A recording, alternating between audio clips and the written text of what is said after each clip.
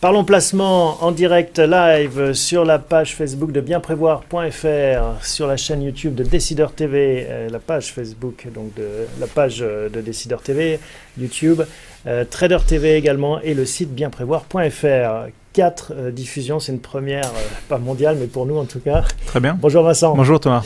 On va parler ensemble de la loi Sapin 2. Oui. On a commencé à aborder le sujet la dernière fois avec cet amendement passé au cœur de l'été, 13 juillet. Beaucoup d'inquiétudes autour de cette loi et vous allez nous dire un peu votre sentiment parce que vous avez eu le temps d'affiner un peu votre analyse. Mais déjà, on peut peut-être rappeler le contexte. Pourquoi cette inquiétude ? Alors, c'est vrai que les épargnants, nos clients, nous appellent et sont inquiets. Il y a une forme de dirigisme nouvelle génération qui intervient aujourd'hui dans le domaine de la gestion de l'épargne au niveau du gouvernement et des régulateurs. Donc l'inquiétude vient du fait que on annonce en fait, le gouvernement veut prémunir l'épargnant en fait contre une remontée brutale des taux d'intérêt. Donc en théorie, c'est présenté comme une protection, des mesures de protection de l'épargne. C'est effectivement une mesure de protection. La question est de savoir si c'est pas devenu d'une certaine manière une prophétie auto-réalisatrice parce que en voulant protéger l'épargnant, on est en train de lui donner les raisons pour finalement s'inquiéter et faire ce que le gouvernement voudrait éviter, c'est des sorties brutales des contrats d'assurance vie. Est-ce qu'il y a un gros danger ? Est-ce qu'on a raison de s'inquiéter ? Alors, on l'a vu dans la partie précédente avec Jonathan Lévy. Aujourd'hui, on sent qu'il y a une remontée des taux d'intérêt, mais là, la question, c'est plutôt de se protéger contre une remontée brutale des taux d'intérêt. Scénario auquel on ne croit pas. Une remontée brutale, ça voudrait dire qu'on passerait brutalement de taux à 0, voire 1%, vers des taux autour de 5%. C'est absolument pas le scénario auquel on croit. Donc, si tant est que ça arrive, si demain ça arrivait, de toute façon, sans loi Sapin, on pourra revenir un peu sur ce que prévoit la loi Sapin. On a prévu quelques slides qui l'expliquent. Même si la loi Sapin n'avait pas été promulguée, ou elle n'est pas encore, mais que ces dispositions n'aient pas été prises, de toute façon, si on a un crack obligataire, c'est-à-dire une remontée des taux brutal, qu'est-ce que ça veut dire ? C'est-à-dire que les épargnants vont faire un arbitrage, ils sont rationnels, on peut considérer qu'ils sont rationnels, donc ils vont faire un arbitrage. Et là où il y a plus de rendement. Voilà, ils vont se dire, j'ai un fonds en euros aujourd'hui qui a rapporté 1,5%, j'ai l'occasion de sortir maintenant, puisqu'un contrat d'assurance vie c'est liquide, l'argent est disponible à tout moment, mais pour aller sur un placement équivalent qui me rapporte 3, 4 ou 5%. Et c'est là où créerait le problème. Voilà.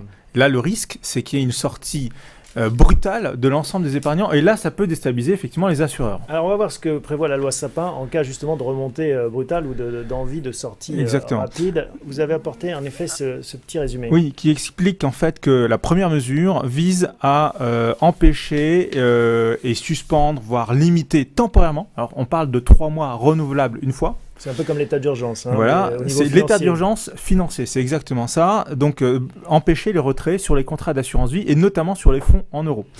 Donc, faire ça, c'est contraire complètement en fait à la philosophie du fonds en euros. Les investisseurs épargnent très souvent 80% de l'épargne en assurance vie est logée sur les fonds en euros. Ce qu'attendent essentiellement, le bénéfice que cherchent les épargnants, c'est de pouvoir se dire à tout moment, si j'ai besoin de mes fonds, je peux les récupérer. C'est le principe de l'épargne. Exactement, en tout cas sur ce type de produit. Et donc ça, c'est une situation qui pourrait être limitée temporairement, alors extrêmement encadrée. Lorsqu'on regarde les facteurs auxquels il faudrait arriver pour que cet encadrement, cette limitation soit effective, sans compter le passage devant le Conseil d'État, etc., c'est ultra encadré. Donc de toute façon, il est probable que cette mesure-là ne soit pas validée simplement sur décision du ministre des Finances. Ça ne va pas être aussi simple que de faire changer et évoluer les taux du livret A. Probablement pas. En tout cas, on peut espérer qu'il fasse évoluer le taux du vrai avant. Il faut rappeler ça quand même. C'est-à-dire qu'on a vraiment cette culture de tout diriger dans l'économie française, ce dirigisme étatique.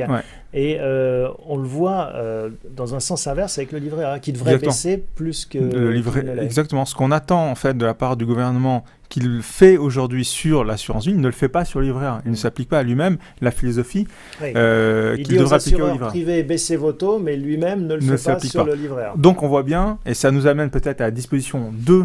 Il y a une petite erreur, c'est indiqué encore disposition 1, mais il s'agit d'en fait... C'est pas le même texte. C'est pas le même texte, donc il s'agit en fait de donner la possibilité aux régulateurs d'influer et de décider d'une certaine manière du rendement des fonds en euros. Donc la loi l'exprime de façon un peu technique en modulant les règles de dotation et de reprise de la provision pour participation aux bénéfices. Il s'agit purement et simplement de lier les mains donner des assureurs. à l'assureur, aux assureurs, une certaine directive sur le rendement des fonds en euros. Pourquoi on arrive à cette situation aujourd'hui? C'est parce que depuis plusieurs années maintenant, le régulateur, notamment le gouverneur de la Banque de France, insiste auprès des assureurs pour dire vous ne baissez pas suffisamment les fonds en euros. Et pourquoi les assureurs ne le font pas? Parce qu'ils ont un problème commercial. C'est difficile de faire baisser le rendement d'un produit d'épargne. Et donc ils ne sont pas corrélés au prix du marché et donc il y a un risque et c'est contre ce risque qu'essaye d'intervenir le gouvernement, peut-être de façon maladroite. Donc. C'est probablement maladroit, c'est probablement agiter le chiffon rouge, c'est probablement faire peur à l'épargnant pour de fausses raisons. Qu'est-ce qu'en pensent les assureurs? Les assureurs, certains sont extrêmement fâchés et c'est intéressant de voir ceux qui luttent de façon avec la voix la plus forte sur la place, notamment une célèbre association d'investisseurs qui trust une grosse partie des fonds en euros en France. Pourquoi? Parce que cet assureur-là est beaucoup plus exposé encore que les autres assureurs sur les fonds en euros. Il a très peu d'unités de compte dans son stock. Et donc, lui, si demain, effectivement... Il a beaucoup à perdre. Lui, il a beaucoup à perdre dans cette situation-là. Et il est pas lui-même, il ne s'est pas prémuni contre demain une remontée forte des taux. Est-ce que vous croyez à ce scénario, malgré tout, justement, d'un état d'urgence financier mis en place? C'est tout à fait probable, si tant est qu'on se retrouve dans des situations comme en 2007, mais même en 2007, 2008, au moment de la crise des subprimes, on se souvient que certains fonds monétaires avaient été bloqués.